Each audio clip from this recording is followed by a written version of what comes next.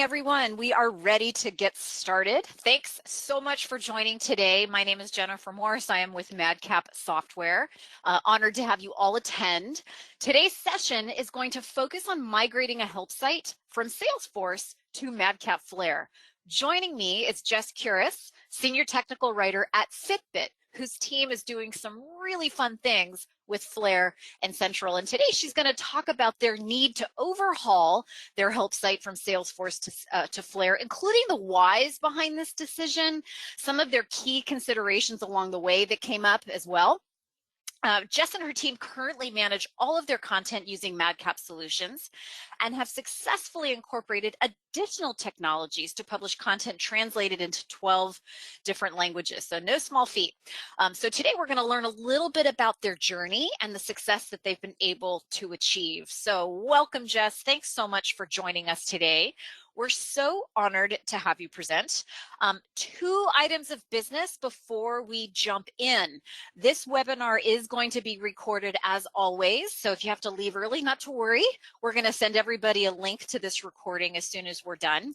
Also, there is a question area in the GoToWebinar console. Please use this as a place to post questions. We'll do our best to get to as many as we can at the end, depending on time. Whatever we don't get to live, we'll follow up, of course, with answers to your questions. And also, if you have, hopefully you can hear us okay and you can see the screen okay. If you're running into any of those technical issues, maybe drop a line in there and we'll do our best. I'll do my best to help you behind the scenes as best as we can. So with that, Jess, I know you got a lot to cover today. Once again, thank you so much for taking the time to present this really interesting story to all of us today. I'm going to go ahead and turn it over to you. Hi, everyone. My name is Jess. Welcome to my webinar on migrating a help site from Salesforce to MadCap Flare. I actually originally presented this at MadWorld back in June, but I'm really happy to bring it to you all now. So just a little bit of a disclaimer before I start. I'm going to go over a bunch of features I implemented, and some of them are a little complex, so I can't go through the entire tutorial for everything in this webinar. But if you do want more details, I'm happy to explain everything in more detail afterwards if requested. So just to get started, I wanted to give a little background on who I am and what website I use Flare and Lingo to manage. I'm a tech writer at Fitbit, like Jen mentioned, where I've been working for a little over 5 years. Last year, Fitbit was acquired by Google, so I am now part of Google, but I'm still working on the Fitbit team. I really came into this job with just a little basic HTML and CSS knowledge and zero experience with any kind of scripting languages. I ended up learning a lot on the job just as a necessity, since I ended up being the tools person on the team who handles all the publishing and back-end stuff after I figured out how to move our whole site to Flare. So the site I've mentioned a little bit about is our Fitbit customer help site. It receives quite a few views each month, usually around 5 to 10 million, just depending on the time of year, since some months are a lot busier than others, particularly around times when we get a lot of new users or release a new feature or a new device. It's made up of over 130 articles, and the goal is really to get users to self-help instead of contacting customer support. So we have both informational and troubleshooting articles. Right now on the main site, we have English plus 11 other languages, and we use Flare and Lingo to manage it all, as well as Central to organize everything and stay in sync with each other. So of course, this is a pretty big transition for us to make, and we really had to evaluate whether it was going to be worth all the time and effort we knew it was going to take. The main reasons we wanted to move away from Salesforce were because it had zero single sourcing ability, which meant that every time an icon changed in the Fitbit app or some blurb we use in every single user manual changed, we'd have to comb through the entire site and all of the user manuals to update everything. And it was really, really time consuming to keep everything updated and in sync. We also had very little control over the formatting of the help site pages. We could basically just control the text inside, and we had some really basic tools to format it, but we were really limited and had to ask another team for help whenever we wanted to like change a link or text outside of our little box where the article went. There was also no way to quickly create new sites either. The Salesforce account was owned by that other team I mentioned. So we could create new articles fairly easily, but if we wanted to make like a spin-off website for a special event or a special set of customers, it was a huge process and we were really dependent on others. It kind of limited how agile and creative we could get. We also had a lot of issues with localization in Salesforce. We were using this plugin that tied Salesforce to our localization software, but it broke all the time and completely blocked our localization workflow and just caused everything to get backed up. We didn't really have a good workaround if that plugin broke, and it would sometimes break for weeks at a time, and we would just be totally blocked during that time. New releases were also scary with Salesforce because when we prepped everything, we had to be really, really careful not to accidentally publish any of the articles early. There was no obvious way to tell which articles were prepped because there were multiple people working in Salesforce and it was just kind of risky. The localization process also played a role in this issue because when the localizations came back, importing them would sometimes accidentally cause the articles to get published early. There were times when we released information before it was announced, like especially it was very noticeable if we name dropped a new product before it was announced, which is, we don't want that coming back to our team. We don't want to be responsible for that. And then lastly, the PDF manuals were time consuming to create because we wanted to reuse a lot of content between manuals. Some of the instructions and blurbs are just, they're applicable to every device. But we had to really carefully copy and paste the content over and then make sure we updated stuff like the product names, how long the battery life was, whether it was a tracker versus a watch, just a lot of tiny little details that were easy to miss. So this is a before of what the help site looked like on the left here. All we could edit was this text inside the article, like from the header where it says, how do I restart my Fitbit device down?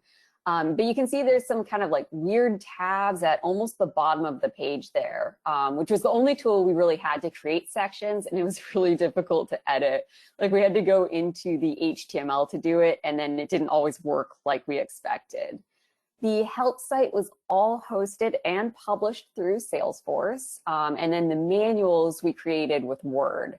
Wherever we wanted, or whenever we wanted to archive an old article and redirect that URL to the new one, we had to contact that other tools team to help us. Analytics were provided through Google Analytics, and like I mentioned, there was no single sourcing capabilities, not even for images. So here is an after of the same article. This is completely created in Flare, from the article itself to the search bar, the page layout, absolutely everything on the page. Okay, so now you have a little bit of background on where we came from and the context around what we hope to accomplish. So I just want to jump right into all the challenges I came across and how I solved them for my team. So I'll talk about how we access Flare on a Mac, how I migrated all of the content into Flare, how I ended up attaching all of our localizations to English, how we tested the site before it went live, how we set up the URLs and redirects, some of the ways I made the site more accessible, and then also how we gather analytics and customer feedback on the articles. So like I mentioned, I'm really going to get I'm going to try and get into the nitty gritty of these solutions, but there's going to be some like scripts and crazy CSS stuff and weird hacky solutions to weird problems. And if there's anything that really interests you, but there isn't enough info here to figure out exactly how I solved some of these problems, it's totally fine if you contact me later. You know, send in a question, I'll get it, and I can give more details. I do have some tutorials written up that I can send you. Okay, so there's obviously a lot to cover here, so let's just start right away with the first challenge, accessing Flare on a Mac. So the first solution we tried was using a virtual Windows desktop, which we accessed through VMware Fusion. Unfortunately, our laptops at the time were kind of older MacBook Airs, and it was just, they couldn't power it. And it was super slow and laggy. We just didn't have powerful enough machines. So after that, we tried a shared remote Windows desktop where everyone on the team accessed the same computer, but we all had our own logins. This actually worked really well for us. I loved this solution, especially because I got admin rights and then I could access all of the other profiles. So it was really easy for me to grab files from our localization manager and just transfer them to my profile. It was a lot faster than transferring them over the internet. However, we ran into a huge roadblock with this solution when we were acquired by Google and the tool was no longer available. They just didn't approve of this tool, which kind of made sense because I could, since I had admin rights, I was just going into everyone else's computers and doing whatever I wanted. It wasn't a very secure solution. So the third solution we tried was a Google-specific tool called Google Cloud Top, which is just a virtual Windows desktop that I access through the browser. So this time, my team all has their own virtual computers. That does make it slightly slower for transferring files between us because we now all have to upload them and then download them on our cloud top. This particularly affected our workflows for localization, and it's also slightly less powerful than the shared computer. So building our project takes longer now. However, it works fine, and it's convenient for everyone to access, and it is more secure because everyone's logging into their own profiles. You're not getting people kind of getting into other people's computers and doing whatever they want. So this is just a picture of what our cloud top looks like. You can see it's just inside of a browser window and it acts exactly like a normal Windows PC. So all the MadCap products work exactly like normal. You can't tell the difference. It doesn't feel like you're on a Mac. It feels like you're on a Windows computer just inside a browser. So after we could successfully install Flare, we obviously had to move all of the content over from Salesforce. This was a huge project because we're talking about over 130 articles and all of our user manuals. We preferred an automated way to do it, so we started out trying Salesforce Connect. The main problem with this was that we didn't want to keep paying for our Salesforce licenses. So it wasn't really ideal because we would have had to keep Salesforce and Flare in order to use Salesforce Connect. But we were still considering it. This was like 3 or 4 years ago, so things might have changed since then. But at the time, the plugin also didn't see or attach to our localized articles in Salesforce, which was like 90% of our content, since at the time we supported 9 different languages on top of English. So that didn't work. After we scrapped the Salesforce Connect idea, we tried automatically importing an article into Flare. However, that also created its own problems because, like I mentioned when I was showing that overview of what the articles used to look like, and we had like those weird tabs in there, we had a ton of really janky custom JavaScript in Salesforce, and that did not automatically work in Flare, like all those weird tabs. We also really wanted to take the time to reformat the articles and make them easier for users to navigate. So that led us to our third solution, which was to manually move the articles over by literally copying and pasting it all. So obviously this took a really long time, especially because it was just me working on it, but it was really worth it in our case. And I would recommend this solution because I was able to make everything look a lot better, get rid of extra HTML and JavaScript that was clogging stuff up. It was tricky because all the other writers on the team were still updating articles in Salesforce as I was trying to bring over all their changes into Flare. And we had a short period of time where we had to update articles in 2 locations during kind of like the final switchover. But we were able to make the transition without too many hiccups. It actually did work for us. So this is how I ended up organizing the content, with each article being a separate topic. You can see them kind of listed over there on the left. So yeah, they're all under this help article folder as a 4-digit number. This is just a holdover from Salesforce because that's how Salesforce labeled all of our articles with a 4-digit number. And we wanted to keep the URLs similar, and so we just stuck with this method. And going forward, we just kind of keep counting up sequentially whenever we make a new article, it's a new topic, and we just give it the next 4-digit number. For our user manuals, as I brought them over, I identified which sections we always reused and only modified slightly, and I made each of those a topic. And then I inserted variables and conditions to differentiate between manuals. For example, you can see in this topic, we have a variable for the type of device, whether it's a watch or a tracker, and a bunch of images and sections with conditions attached to them so that we can reuse the section in pretty much every manual and have the correct content show up for each device. It looks a little complicated at first, but everyone on the team actually finds it pretty easy to use and modify. Whenever we're creating a new manual, it's so much faster now to just drag in all of the relevant topics, set the variables, and then just add a new condition for that device. The next challenge was getting all of our localizations attached to the English version of the site. So we use MadCap Lingo to send new content for localization and update all of the localized projects. So after we update the content in English in Flare, we use MadCap Central as a repository and push all of the latest changes. Our localization manager then pulls the changes to her version of Flare and then updates the Lingo project on her computer. She has to do this several times since we have a separate Lingo project for each language, which I will touch on why we did that in a moment, because it seems a little crazy at first. So she sorts the files to find any labeled as in progress or untranslated, since those are the ones that have untranslated strings in them. And then she just bundles them up and sends those files to our translation vendor. They use their own program to fill in the missing strings, and then they just send back the completed files. So at that point, our localization manager then merges the completed bundles back into Lingo, gives them a quick check, and then exports the translations back into a Flare project and sends them all to me.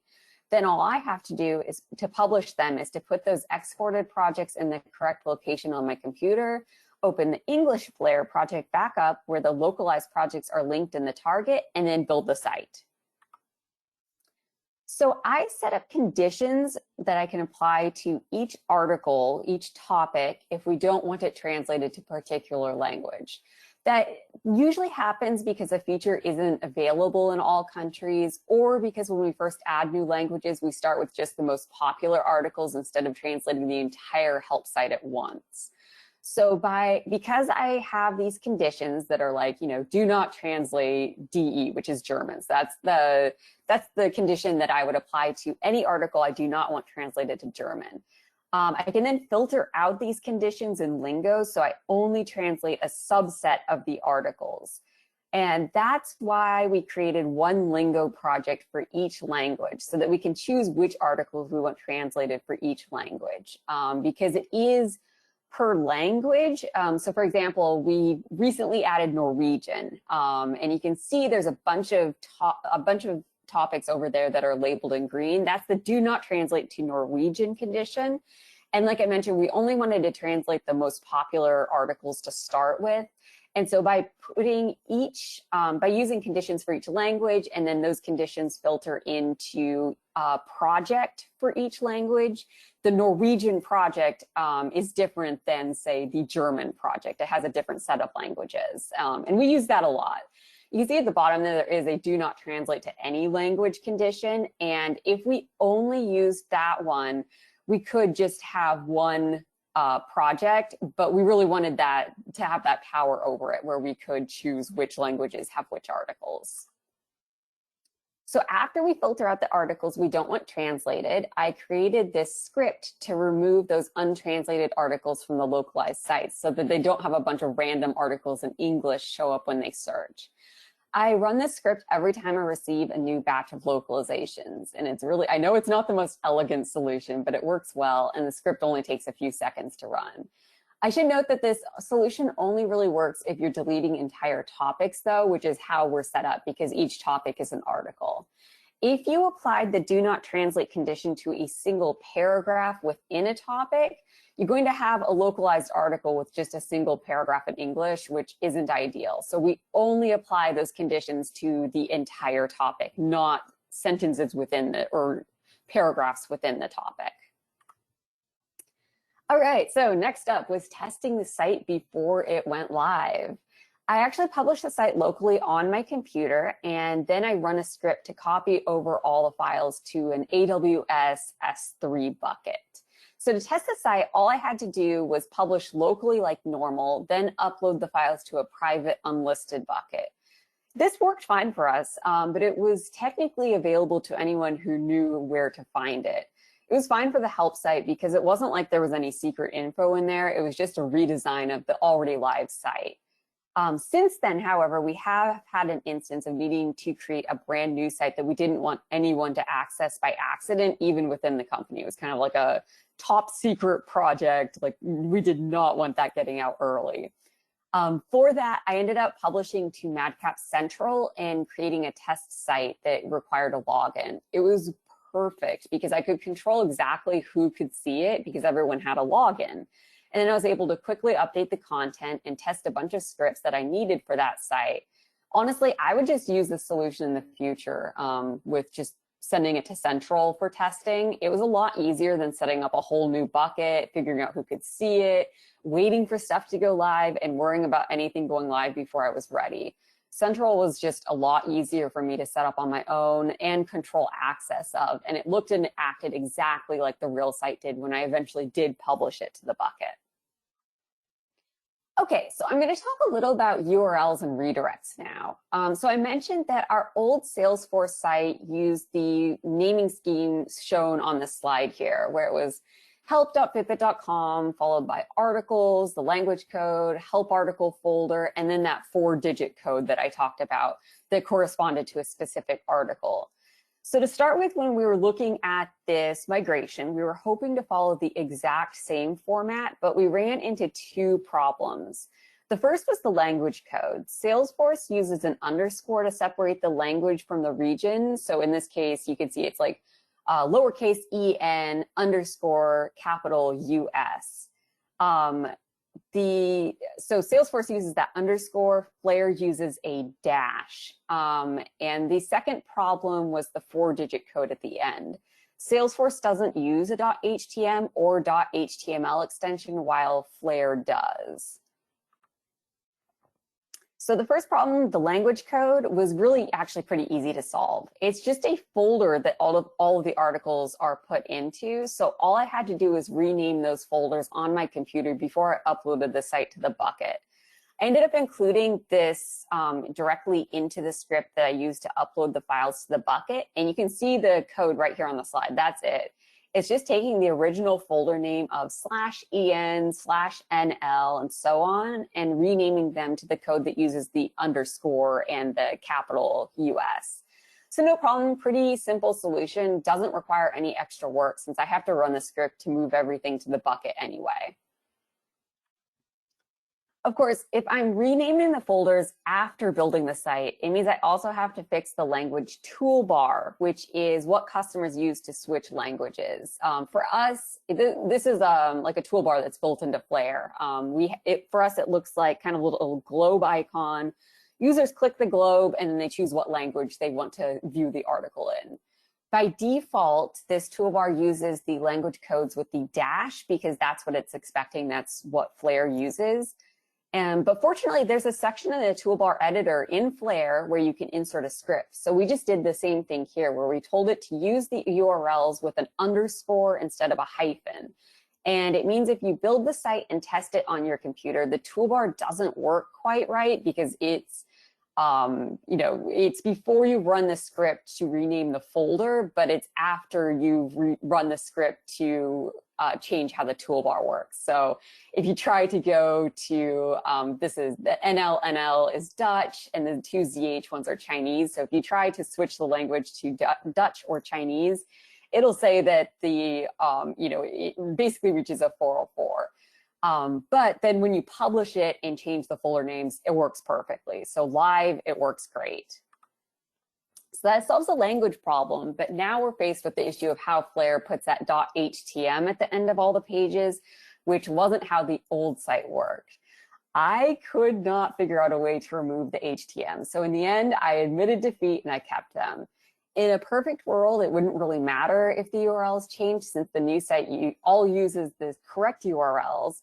But we knew there were a lot of old external links out there, and it takes a while for Google to completely re-index all of the new URLs. So we ended up just creating redirects from the old URLs to the new ones. So we didn't get a bunch of confused customers hitting 404s. So the process for creating redirects is a little weird and hacky, but it works great for us. Customers don't even know they're being redirected because it happens basically instantly when they hit one of these old links. So I'll explain how to do it. First, I set up a CSV file with all the redirects I want to set up. If I just do this in a program like Notepad and save it as a CSV. So you can see it on the screen here. That's what it looks like. The format is at the top where you put the source first, which is the URL you want to direct them from. In this case, one of the old URLs without the HTML at the end, followed by a comma, and then the target, which is the URL you want to redirect them to. In this case, that's the same article with the .html at the end. Underneath that is a list of the article in each language, followed by a comma, and then the URL in English, which still exists. If anyone goes to one of those first URLs, they'll automatically end up at the second URL without even realizing they've been redirected. It's really fast. After I create the CSV file, I run a series of scripts to turn this CSV into actual files on my computer, and then I upload them to the bucket where our whole site is hosted, and then just make sure that each of these files redirects users to the new URL. This solution actually ended up being really useful going forward because as we continue to use this exact same solution for archiving articles when we have an old article we want to get rid of, but don't want users who might have bookmarked it or find it in a Google search or outside link to hit over 404. We also create vanity links with the same process where we have short, easy to remember links like help.fitbit.com/sense that points to a getting started guide with a longer URL. We also create redirects for all of those untranslated articles we deleted earlier, just in case someone follows a link to one of them. Since we deleted the articles after Flare built the site, it's not going to alert us if there's a broken link within Flare, so it's safer just to create a redirect. Okay, so I mentioned we run a series of scripts after we create the CSV. So here are a few more details about these scripts. The first one looks at the CSV and creates the local files. You can see the script itself over there on the right. All it's doing is reading the CSV file and creating HTML files in the correct folders on my computer. There's no data in the files or anything. It's just like an empty placeholder file in the correct place. Next, I run the second script that uploads these empty files to the bucket. It's the exact same script I used to publish the site. So all it does is copy files from my local computer to the bucket so that they're publicly available. And then the third script is where the redirect actually gets created. It adds in metadata to each file so that as soon as a customer hits one of those old source URLs, they get immediately sent to the correct target URL we want them to go to instead. This redirection happens pretty quickly. So like I mentioned, customers don't even realize that they've been redirected. They just end up at the correct place. All right, so on to the next challenge, which was accessibility. This has actually been a pretty interesting project. So first up, I used Flair's built-in accessibility suggestions to add alt text to all the images. However, I spent a lot of time doing it wrong the first time around, so I want to just save you some time and give you some tips. So here are a few rules that I came up with. All images should have an alt tag, even if it's blank. In fact, most of my alt text is blank because it's described inline in the text. For example, every time we talk about an app or tell the user to tap a tile, we include an image of the icon. So it'll say something like, tap the relax icon, relax app icon next to it. If you don't enter any alt text at all, the screen reader will probably read out the file name of the icon, which can sound kind of crazy, especially if you're using it over and over on the page. On the other hand, if you put in the alt text of relax app icon, it'll read out tap the relax app icon, which sounds only a little less annoying. The best solution is to put the alt text tag in the HTML, but leave it blank because you've already told them all the info they need. That way the screen reader will just say, tap the relax app.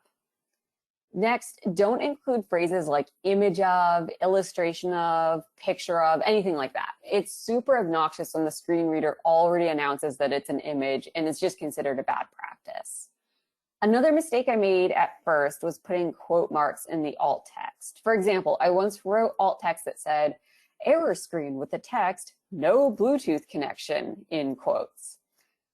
Flare automatically changes any quotation marks to the appropriate code when you look at the HTML, which I'm actually not sure how a screen reader would read because it created such a disaster that I never got to the testing phase. When the localization crew got all of the new alt text, Lingo and their software converted the code back to a quotation mark, which honestly makes a lot of sense because otherwise they would have been confused by all the random code in the text.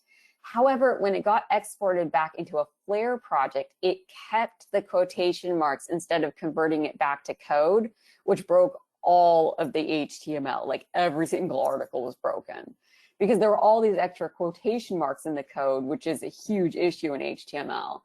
Flare threw a ton of errors when I tried to build the project, and I ended up having to go into every single language, all 12 languages, and finding and replacing all of the mistakes, and it was a huge mess. So I'm still dealing with the fallout, even though I immediately stripped out all of the quotation marks since it got saved into the translation memory in a few places, so it keeps getting put back in now.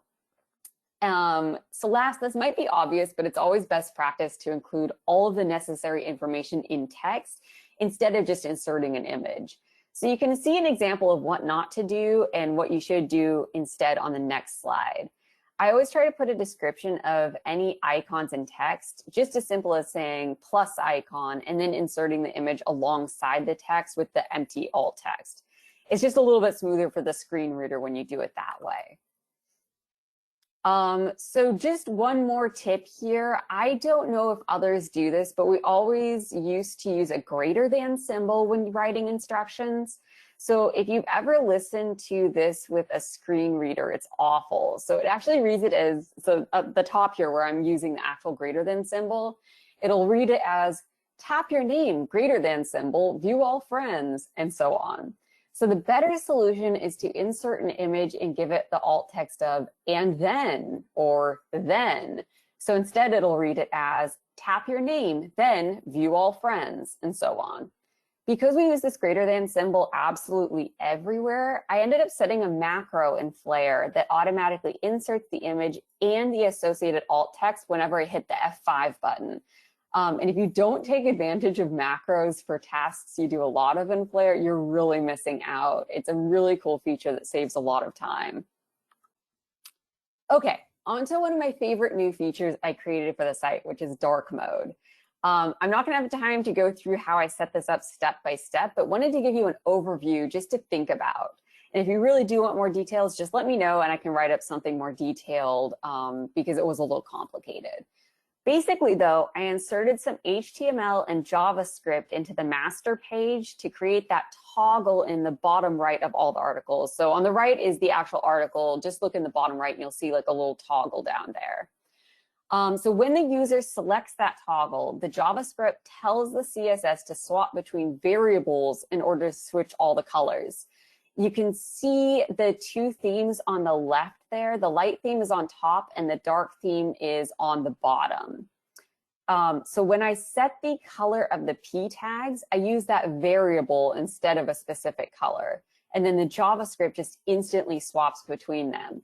You can even use this method to change the color of logos and images. So if you look at that animated GIF on the right, you'll see the Fitbit logo at the top there is changing color from black to white. All I did was make it an SVG and then set it as a colored mask so I can swap that color with the theme. So that's a really, I know it's a really high level overview, but there's a ton of guides online for each piece of this and it all works perfectly with Flare. Honestly, just dark mode itself could probably be an entire webinar. So let me know if you're interested in hearing more about that, but it's a really powerful thing that you can do in Flare. Another accessibility feature I added was a skip to main content link. So I did this in my master page as well, and it's specifically for keyboard users. So people who are using just the keyboard, not a mouse, to navigate websites. These keyboard users generally want to skip over all of the usual header links and get straight to the article content. So in the master page, I inserted HTML that uses a bookmark to skip to the first header. And then in the CSS, I just set this link with a huge offset to the left so you can't normally see it. But as soon as a keyboard user hits the tab button, which is what they do when they come to a new website, that's how kind of they navigate between links by hitting tab. So when they hit tab, it comes into focus and then it moves on to the page so that they can see it. And then when they hit enter, it skips them directly to that first header. Because it's in my master page, I just created this once and it automatically works on every single article. The animated GIF is a little hard to follow because you can't see what I'm doing, but all I'm doing is like the page loads, I press tab to get the link to show up, and then I hit enter to jump down to the content. This is a really standard thing to do on a lot of websites, so keyboard users are used to seeing it. They understand what it means when this link appears. Okay, so on to my next challenge, which was actually gathering analytics and feedback.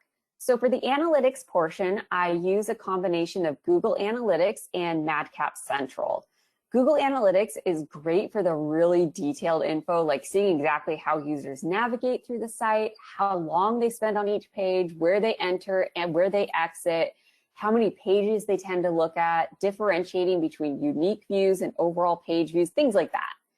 On the other hand, Central is really helpful for checking what search terms people are looking for, especially which search terms don't result in any results. I also really like the graphs and pie charts it includes, and I use it more of a high-level view of how the site is doing and any trends. That was all pretty easy to set up, and there are a lot of guides online on how to get both of those working, so I won't spend too much time on that. The big thing I do want to cover is how I gather user feedback on my articles, because that was a little bit harder to figure out. So in Salesforce, look at first on the left here, we had this thumbs up, thumbs down voting thing. It was built into Salesforce and votes were sent to Google Analytics using the event feature. A down vote would result in a 0 value and an up vote would result in a 1. They also had the option to leave a comment. That worked fine for us, but there was no easy way for us to recreate that functionality in Flare, especially because we no longer had a Google Analytics expert to help us out with all the coding that would require. Instead, I created this new feedback form over on the right that appears at the bottom of every article, which you can see over there. It was actually really simple to create, but I had to figure out a lot of it on my own, so I wanted to share this with you all. I built the form itself in Google Forms, and then I used CSS and JavaScript to customize the look of it so it didn't look like an obvious Google form. The data itself is sent to the Google form, and then it's all compiled and analyzed in a Google Sheet. Now, I know I work for Google, but this is using totally free products. Anyone can do the same thing. So let me go over this step by step. First, you need to create a Google form. For mine, I just wanted users to vote whether the article was helpful or not, and then enter a comment if they wanted. So after you create the form, you need to check the URL at the top. There's a long code in the URL that identifies this form, and you'll want to copy that code. You can see it kind of highlighted on the right at the top in the URL bar. Next, you insert that ID from the URL into the HTML and JavaScript on the page you want to collect data from. The HTML, which is on the top there in that section part of the page, it just lays out the form itself and identifies which type of questions you're asking.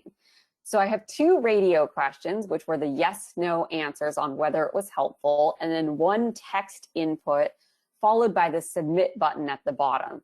So you can find guides online on how to put this together in the HTML. The code from the form has to go in here where you see the action so that it knows where to send the data the user inputs when they hit the submit button. So that's why we copied that part of the URL and inserted it here into the HTML. And then the JavaScript below that, so all that kind of like black text that's surrounded by the script tags, does 2 things. First, it sends the data off to the Google Forms, so that's the second place you put that ID from the URL. And then the second piece just changes the HTML to a thanks for submitting feedback note after they hit the submit button, and then hides the original form. So it's obvious the data was submitted, and they can't just keep hitting submit over and over and, you know, sending in their data a billion times. Next, you'll probably want to go into the CSS and make the form prettier, because the default Google form probably won't fit the style of your website. It's, you know, you can usually see, like, I feel like Google Forms are easy to identify. They all kind of look the same. They're not very pretty. All I did was change some of the colors and spacing, nothing major, but you could get pretty creative with the step if you wanted. Okay, so now that your Google form is up and running and all the data is being sent there, this might be all you want, but I personally wanted to compile all of the data into a Google Sheet so that I could run some analytics on it and track trends. I like tracking our overall helpfulness rating, which is how many people vote yes that the article was helpful, like the percentage the people who vote yes.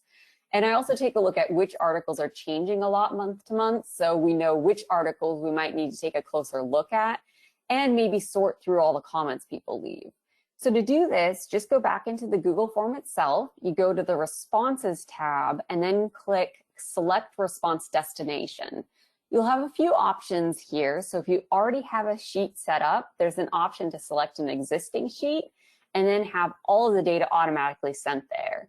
This link between the form and the sheet is live, so as more people input votes or comments, they'll automatically be sent to the sheet. I personally have all of my data from all of the articles sent to a single master sheet so I can analyze them all together. And then all you need to do is open up your Google Sheet and run any analytics you're interested in. You can see here what I was talking about. So I have it look across all of the individual sheets and see how many people vote yes per month, and compare that to the total number of votes to get that percentage. We try to stay around 60%, but it does vary a little. Then each month, I also take a look at how much each article changes negatively or positively to figure out what's dragging down the score and what trends we're seeing. I'm sure there's a lot else you could do with this, though, especially if you have more than one question in your feedback form. So I do have I wrote up kind of like a tutorial on how to do this, and the link is there. So feel free to check that out and then, you know, set it up on your own site. Okay, I just have a couple more things I wanted to touch on, which were some neat improvements that we didn't really expect going into this migration, but that were nice byproducts. So the first is that we now have both PDF and HTML manuals. Because they use the same topics, just different export methods, we use batch publishing to create both at the same time and always keep them in sync.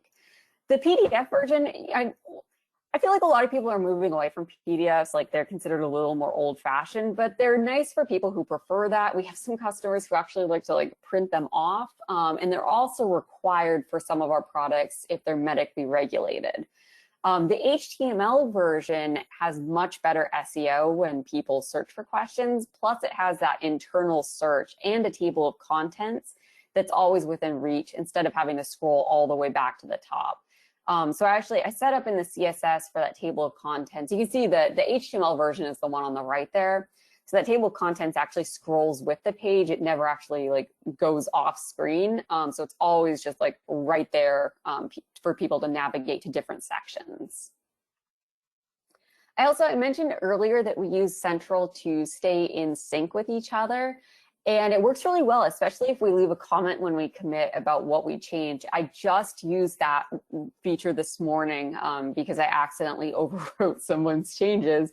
Quickly went into Central, looked at what she committed and the source of that file, and then copy and pasted it back in so that I didn't have to be like, I'm sorry, I deleted your article. It's all saved in Central. I was able to quickly see her commit and grab what I had accidentally deleted.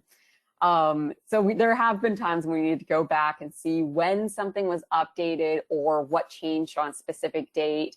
Occasionally legal will come in and be like, hey, when did we put this disclaimer in?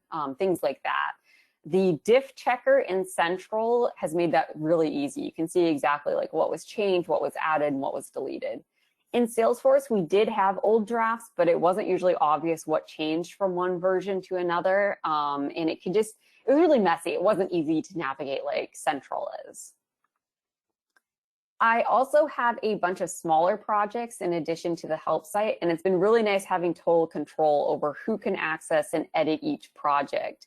There have been a few times when I needed help testing a site in other countries before it went live, so I was able to add just like a few coworkers as viewers and then give them access to a specific project.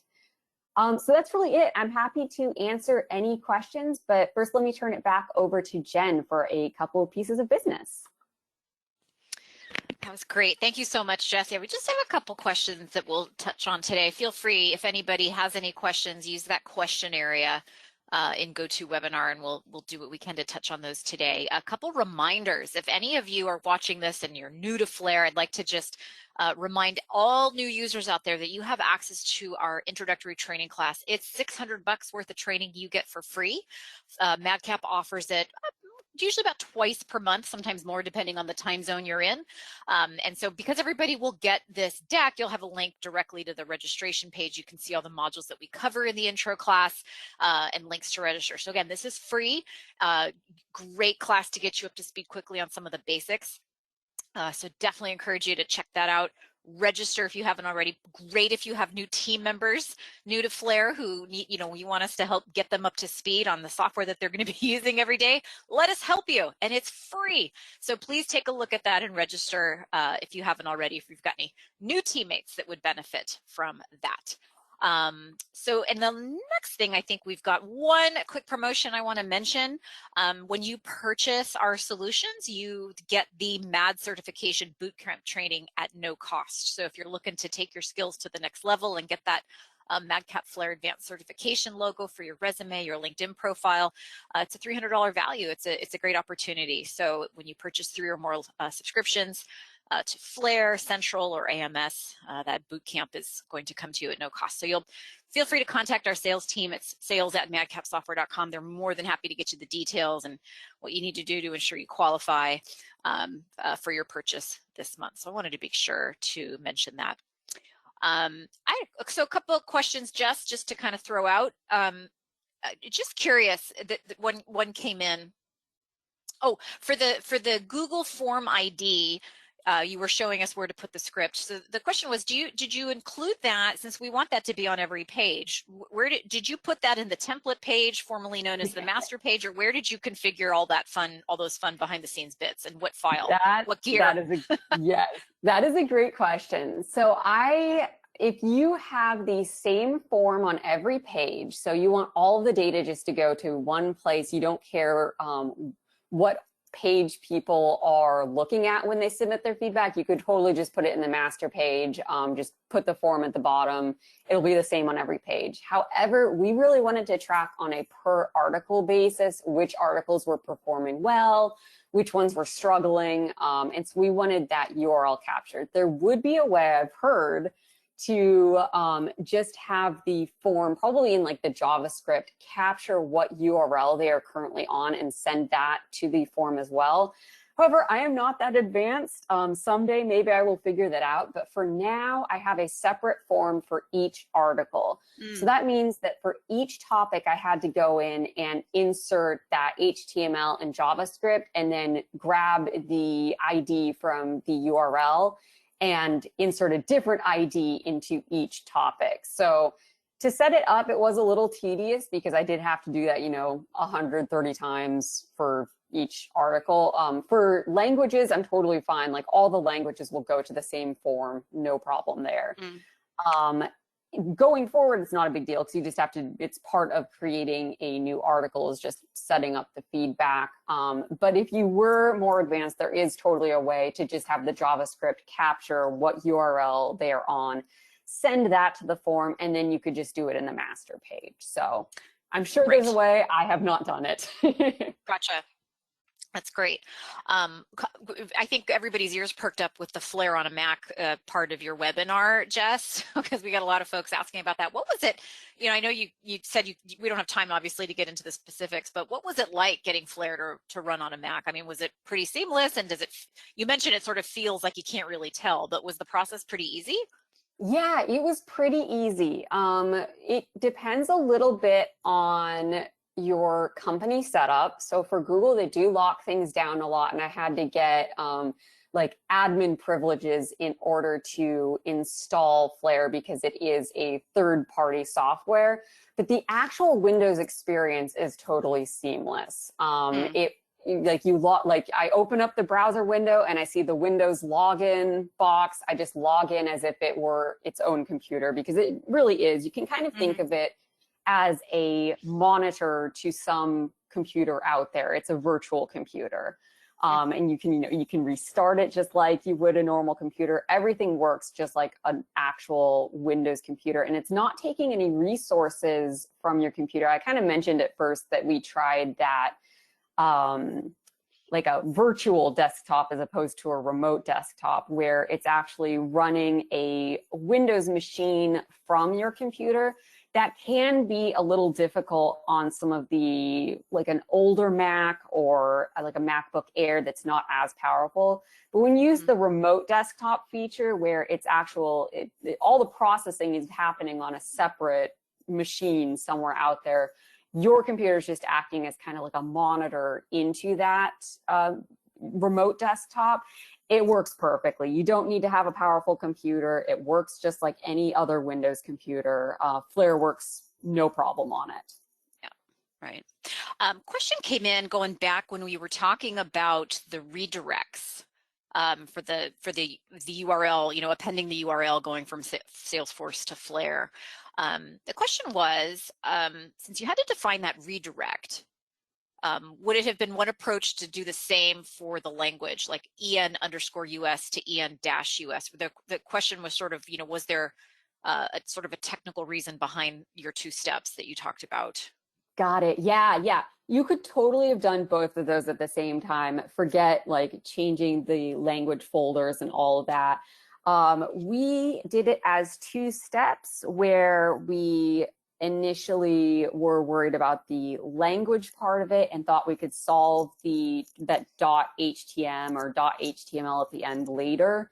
And so we came up with a solution for the language where we were renaming the folders and running that script in the toolbar to change kind of what URL it sent them to when they changed languages. And once we got all of that working, we realized then later, like, oh, our solution to just get rid of the .htm isn't going to work. We're going to have to set up redirects. And at that point, it was a little bit too late to go back and change the language the way that it's set up in the URL. But if we'd realized that from the beginning, you could have totally done that in one step. Just set up the redirects. Don't worry about adding the folder renaming and the toolbar renaming. You could do it all with redirects. Gotcha. A couple other questions came in that are sort of similar, so I'm going to kind of combine them into one to make it a little easier, as a few people asked this. Given the journey, I'm going to paraphrase here. So, given the journey that you went through, I should say, to get this sort of content sort of beautifully published as you showed us, what would you say was the sort of the biggest win for your team on making this move and going through this transition?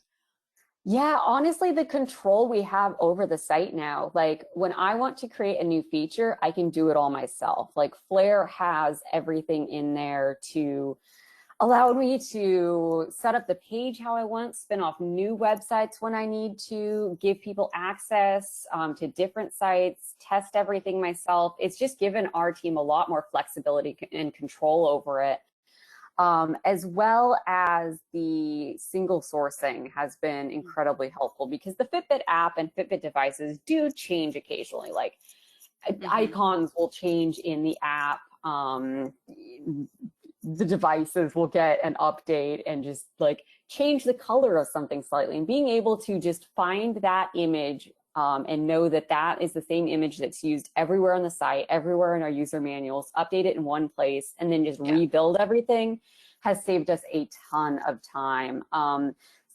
Going through the acquisition from Fitbit to now Google, it allowed us to see kind of how the Google teams function, how they set up their help sites, how they create, their user manuals, and there have actually been a lot of issues that Flare has been able to solve that our internal Google tools have not. And the big one is creating PDFs. So like I mentioned, PDFs sometimes feel like, you know, why bother creating a PDF? But we're actually required to create them for a lot of our medically regulated features. And it's something that Flare can easily create. Like, we're using the exact same content as from our website. We don't have to rewrite everything. We don't have to copy and paste it over. We just export it as a PDF, done.